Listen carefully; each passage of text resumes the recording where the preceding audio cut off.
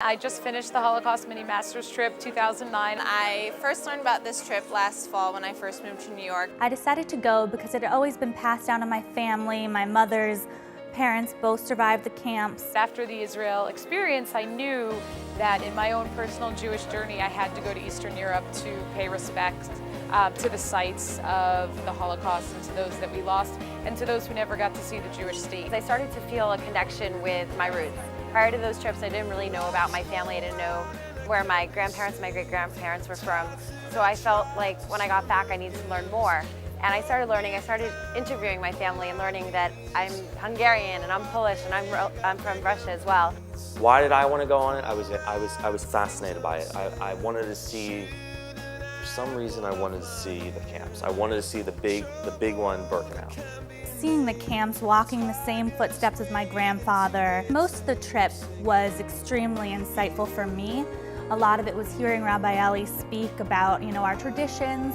What we're going to do now for the next few minutes is just to say the Kaddish on behalf of the tens of thousands of people who were murdered at this location. At Birkenau specifically, there are walls and walls of photographs. And last year I never thought about the fact that I would actually come face to face with faces of the Holocaust. And my most treasured memories and my most treasured mementos of that trip are the faces of smiling people before the war, the children, the women on their wedding days, the young school children, people wearing the Jewish star on their arm, even that, because that's showing that this really happened, and there's no denying that it happened.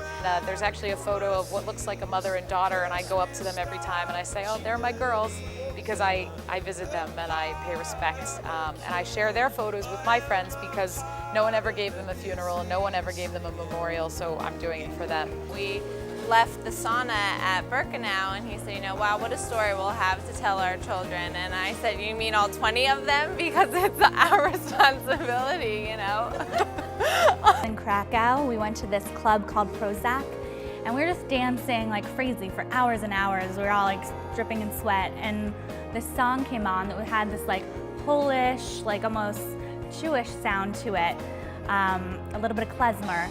And we just started doing the hora. We just all got in a circle and we're dancing around, and all the Poles joined us.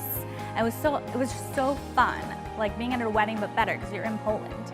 And then suddenly like normal hip hop songs came on. They were playing the song, everybody jump, jump. And everyone just started jumping, but still in a circle holding hands. And it was crazy and really, really fun. I really feel connected. I feel like I have a community. I feel like I have a group of friends.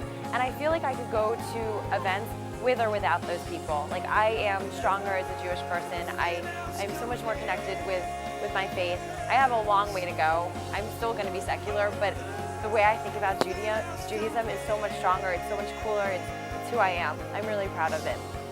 I'm so armed with knowledge and with personal stories from survivors and details and information about World War II and the Nazi regime, and I can carry that on and teach other people, because if I don't do it, I don't know who's going to do it. I feel really thankful to Birthright and the JEC for putting this together. It's really hard to get the motivation to go back and have this emotional, almost depressing experience without a community to go with, and they provided that option.